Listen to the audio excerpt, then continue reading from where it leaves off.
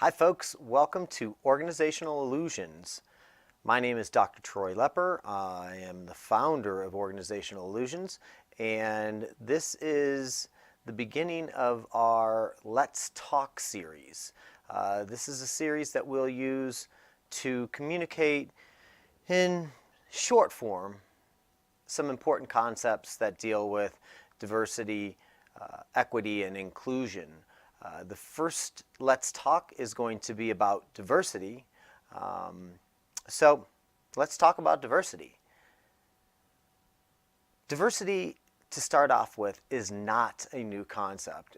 There's been diversity within the workplace for a really long time. It's just how that diversity plays out in reference to pay, promotion, protection, and non-discrimination that's extremely important. So one of the first things that we need to think about is that diversity has always been there, but it's how power is distributed within the workplace that is extremely important.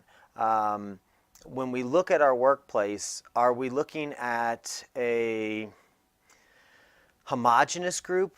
What do I mean by homogeneous group? I mean, is the group relatively similar? Are they all white? Are they all male? Or is your group heterogeneous? Meaning you have some whites, you have some blacks, you have some Hispanics, you have women, you have men, you have many different gender interpretations in your workspace. So that's what diversity looks like. It's not the same.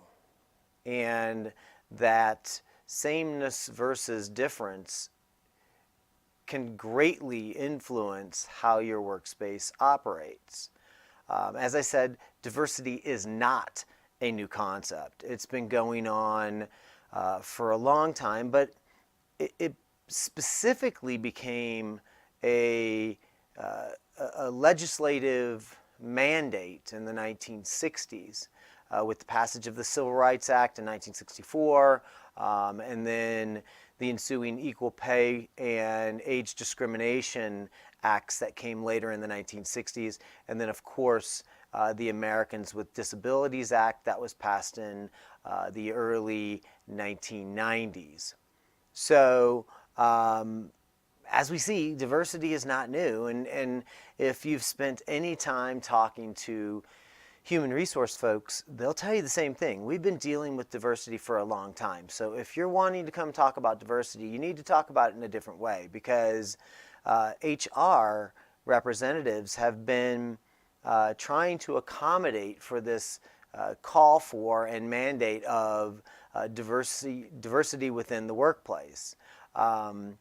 So as we see, diversity is not a new concept, but if modern companies are going to move past diversity into inclusive, cooperative environments, they're going to have to understand that diversity in and of itself is not going to be enough.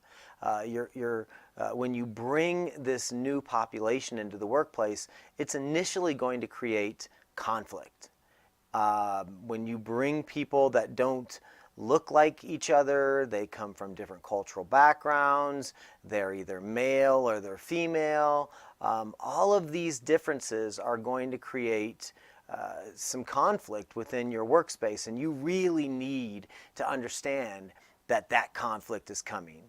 And how we negotiate that conflict is really the important crux of the matter.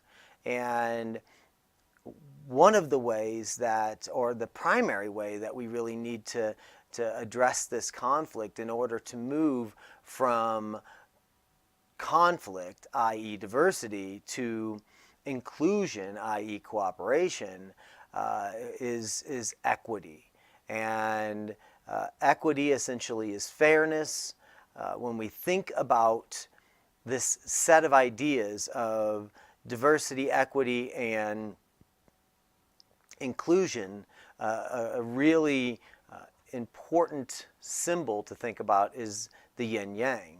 And on one side of the yin yang is diversity, on the other side of the yin yang is inclusion, and the sliff that separates the two parts is equity. So in our next section, our next Let's Talk segment, we're going to get into how equity impacts the workplace and why it's so important in moving us from conflict to cooperation with any of our organizational workspaces.